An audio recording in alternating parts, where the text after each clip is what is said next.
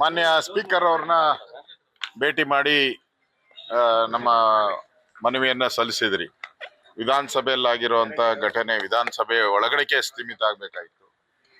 ಹೊರಗಡೆ ಕಮಿಟಿಗಳಿರ್ಬೋದು, ಬೇರೆ ಬೇರೆ ಇದಿರ್ಬೋದು, ಮತ್ತು 6 ತಿಂಗಳು ಏನು ಸಸ್ಪೆಂಡ್ ಮಾಡಿರುವಂಥದ್ದು ಅದು ಸರಿಯಾದಂತ ಕ್ರಮ ಅಲ್ಲ. ಅದರಿಂದ ಇದು ಒಂದೇ ಘಟನೆ ಇವತ್ತೇ ಆಗಿರೋಂತಲ್ಲ, ಈ ತರದ್ದು ಬೇಕಾದ 100 ಘಟನೆಗಳಾಗಿದೆ. ಕಾಂಗ್ರೆಸ್ ಇದ್ದಾಗೂ ಆಗಿದೆ.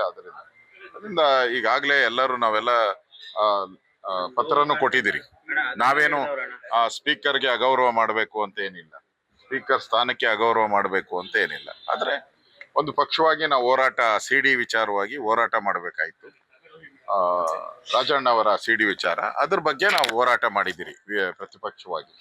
ಅದ್ರ ಮೇಲೆ ವೈಯಕ್ತಿಕವಾಗಿ ಸ್ಪೀಕರ್ ಮೇಲೆ ನಮ್ದೇನು, ಆ ಚೇರ್ ಮೇಲೆ ನಮ್ದೇನು ತಕರಾರು ಇಲ್ಲ ಅನ್ನೋ ಮಾತನ್ನ ಸ್ಪಷ್ಟವಾಗಿ ಹೇಳಿದಿರಿ. ಅವರು ನಾನು ಅದನ್ನ ಬಹಳ ಗೌರವದಿಂದ ನಾನು ಪರಿಶೀಲನೆ ಮಾಡ್ತೀನಿ. ನಾನು ಲಾ ಮಿನಿಸ್ಟರ್ ಜೊತೆ ಎಲ್ಲ ಮಾತಾಡಿ ಆದಷ್ಟು ಶೀಘ್ರವಾಗಿ ಅದಕ್ಕೆ ಒಂದು ಅಭಿಪ್ರಾಯವನ್ನ ತಿಳಿಸ್ತೀನಿ ಅಂತ ಹೇಳಿದ್ದಾರೆ.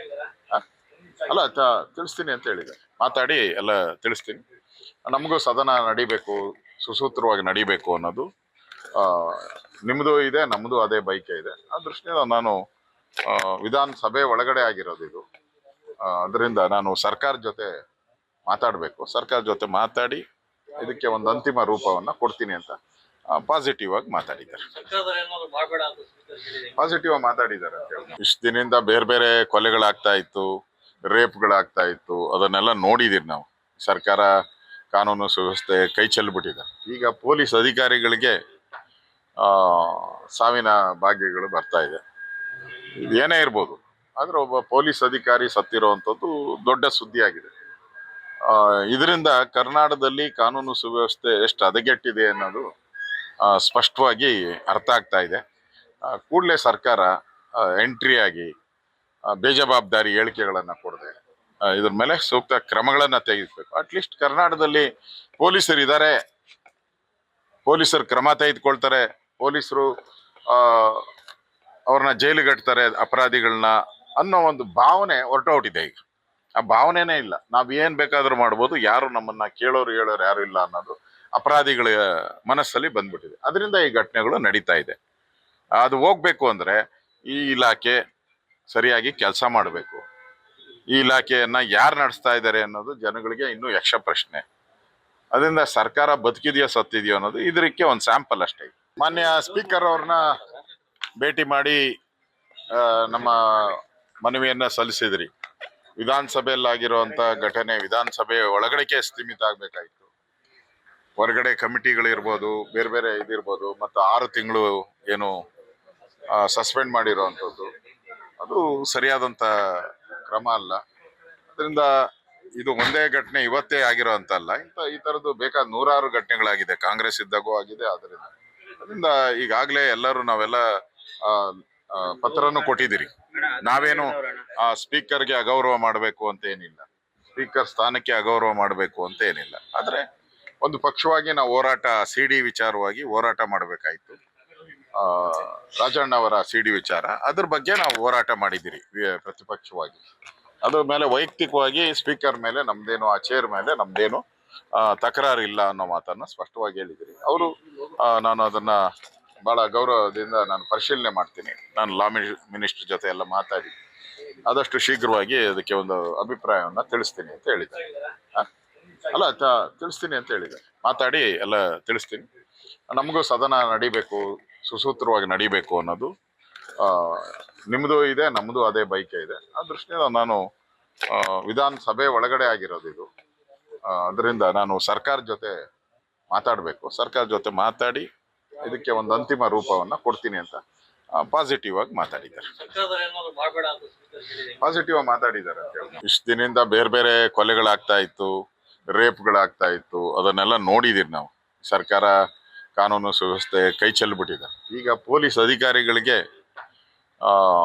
ಸಾವಿನ ಭಾಗ್ಯಗಳು ಬರ್ತಾ ಇದೆ. ಏನೇ ಇರ್ಬೋದು, ಆದ್ರೆ ಒಬ್ಬ ಪೊಲೀಸ್ ಅಧಿಕಾರಿ ಸತ್ತಿರುವಂಥದ್ದು ದೊಡ್ಡ ಸುದ್ದಿ ಆಗಿದೆ. ಇದರಿಂದ ಕರ್ನಾಟಕದಲ್ಲಿ ಕಾನೂನು ಸುವ್ಯವಸ್ಥೆ ಎಷ್ಟು ಹದಗೆಟ್ಟಿದೆ ಅನ್ನೋದು ಸ್ಪಷ್ಟವಾಗಿ ಅರ್ಥ ಆಗ್ತಾ ಇದೆ. ಕೂಡಲೇ ಸರ್ಕಾರ ಎಂಟ್ರಿ ಆಗಿ ಬೇಜವಾಬ್ದಾರಿ ಹೇಳಿಕೆಗಳನ್ನ ಕೊಡದೆ ಇದ್ರ ಮೇಲೆ ಸೂಕ್ತ ಕ್ರಮಗಳನ್ನ ತೆಗೆದುಬೇಕು. ಅಟ್ಲೀಸ್ಟ್ ಕರ್ನಾಟಕದಲ್ಲಿ ಪೊಲೀಸರು ಇದ್ದಾರೆ, ಪೊಲೀಸರು ಕ್ರಮ ತೆಗೆದುಕೊಳ್ತಾರೆ, ಪೊಲೀಸರು ಅವ್ರನ್ನ ಜೈಲಿಗಟ್ತಾರೆ ಅಪರಾಧಿಗಳನ್ನ ಅನ್ನೋ ಒಂದು ಭಾವನೆ ಹೊರಟೋಗಿದೆ ಈಗ. ಆ ಭಾವನೆನೇ ಇಲ್ಲ. ನಾವ್ ಏನ್ ಬೇಕಾದ್ರೂ ಮಾಡ್ಬೋದು, ಯಾರು ನಮ್ಮನ್ನ ಕೇಳೋರು ಹೇಳೋರು ಯಾರು ಇಲ್ಲ ಅನ್ನೋದು ಅಪರಾಧಿಗಳ ಮನಸ್ಸಲ್ಲಿ ಬಂದ್ಬಿಟ್ಟಿದೆ. ಅದರಿಂದ ಈ ಘಟನೆಗಳು ನಡೀತಾ ಇದೆ. ಅದು ಹೋಗ್ಬೇಕು ಅಂದ್ರೆ ಈ ಇಲಾಖೆ ಸರಿಯಾಗಿ ಕೆಲಸ ಮಾಡಬೇಕು.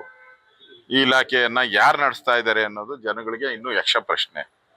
ಅದರಿಂದ ಸರ್ಕಾರ ಬದುಕಿದೆಯೋ ಸತ್ತಿದೆಯೋ ಅನ್ನೋದು ಇದಕ್ಕೆ ಒಂದು ಸ್ಯಾಂಪಲ್ ಅಷ್ಟೇ. ಮಾನ್ಯ ಸ್ಪೀಕರ್ ಅವ್ರನ್ನ ಭೇಟಿ ಮಾಡಿ ನಮ್ಮ ಮನವಿಯನ್ನ ಸಲ್ಲಿಸಿದ್ರಿ. ವಿಧಾನಸಭೆಯಲ್ಲಾಗಿರುವಂತ ಘಟನೆ ವಿಧಾನಸಭೆ ಒಳಗಡೆಗೆ ಸೀಮಿತ ಆಗ್ಬೇಕಾಯ್ತು. ಹೊರಗಡೆ ಕಮಿಟಿಗಳಿರ್ಬೋದು, ಬೇರೆ ಬೇರೆ ಇದಿರ್ಬೋದು, ಮತ್ತು 6 ತಿಂಗಳು ಏನು ಸಸ್ಪೆಂಡ್ ಮಾಡಿರೋವಂಥದ್ದು ಅದು ಸರಿಯಾದಂತ ಕ್ರಮ ಅಲ್ಲ. ಅದರಿಂದ ಇದು ಒಂದೇ ಘಟನೆ ಇವತ್ತೇ ಆಗಿರೋ ಅಂತ ಅಲ್ಲ, ಈ ತರದ್ದು ಬೇಕಾದ 100 ಘಟನೆಗಳಾಗಿದೆ. ಕಾಂಗ್ರೆಸ್ ಇದ್ದಾಗೂ ಆಗಿದೆ. ಅದರಿಂದ ಈಗಾಗಲೇ ನಾವೆಲ್ಲ ಪತ್ರನೂ ಕೊಟ್ಟಿದ್ದೀರಿ. ನಾವೇನು ಸ್ಪೀಕರ್ಗೆ ಅಗೌರವ ಮಾಡಬೇಕು ಅಂತ ಏನಿಲ್ಲ, ಸ್ಪೀಕರ್ ಸ್ಥಾನಕ್ಕೆ ಅಗೌರವ ಮಾಡಬೇಕು ಅಂತ ಏನಿಲ್ಲ. ಆದ್ರೆ ಒಂದು ಪಕ್ಷವಾಗಿ ನಾವು ಹೋರಾಟ ಸಿಡಿ ವಿಚಾರವಾಗಿ ಹೋರಾಟ ಮಾಡಬೇಕಾಯ್ತು. ರಾಜಣ್ಣ ಅವರ ಸಿಡಿ ವಿಚಾರ, ಅದ್ರ ಬಗ್ಗೆ ನಾವು ಹೋರಾಟ ಮಾಡಿದ್ದೀರಿ ಪ್ರತಿಪಕ್ಷವಾಗಿ. ಅದ್ರ ಮೇಲೆ ವೈಯಕ್ತಿಕವಾಗಿ ಸ್ಪೀಕರ್ ಮೇಲೆ ನಮ್ದೇನು, ಆ ಚೇರ್ ಮೇಲೆ ನಮ್ದೇನು ತಕರಾರು ಇಲ್ಲ ಅನ್ನೋ ಮಾತನ್ನ ಸ್ಪಷ್ಟವಾಗಿ ಹೇಳಿದಿರಿ. ಅವರು ನಾನು ಅದನ್ನ ಬಹಳ ಗೌರವದಿಂದ ನಾನು ಪರಿಶೀಲನೆ ಮಾಡ್ತೀನಿ. ನಾನು ಲಾ ಮಿನಿಸ್ಟರ್ ಜೊತೆ ಎಲ್ಲ ಮಾತಾಡಿ ಆದಷ್ಟು ಶೀಘ್ರವಾಗಿ ಅದಕ್ಕೆ ಒಂದು ಅಭಿಪ್ರಾಯವನ್ನ ತಿಳಿಸ್ತೀನಿ ಅಂತ ಹೇಳಿದ್ದಾರೆ. ಅಲ್ಲ ತಿಳಿಸ್ತೀನಿ ಅಂತ ಹೇಳಿದ್ದಾರೆ. ಮಾತಾಡಿ ಎಲ್ಲ ತಿಳಿಸ್ತೀನಿ. ನಮಗೂ ಸದನ ನಡಿಬೇಕು, ಸುಸೂತ್ರವಾಗಿ ನಡಿಬೇಕು ಅನ್ನೋದು ನಿಮ್ದು ಇದೆ, ನಮ್ದು ಅದೇ ಬೈಕೆ ಇದೆ. ಆ ದೃಷ್ಟಿಯಿಂದ ನಾನು ವಿಧಾನಸಭೆ ಒಳಗಡೆ ಆಗಿರೋದು ಇದು. ಅದರಿಂದ ನಾನು ಸರ್ಕಾರ ಜೊತೆ ಮಾತಾಡಬೇಕು. ಸರ್ಕಾರ ಜೊತೆ ಮಾತಾಡಿ ಇದಕ್ಕೆ ಒಂದು ಅಂತಿಮ ರೂಪವನ್ನ ಕೊಡ್ತೀನಿ ಅಂತ ಪಾಸಿಟಿವ್ ಆಗಿ ಮಾತಾಡಿದ್ದಾರೆ.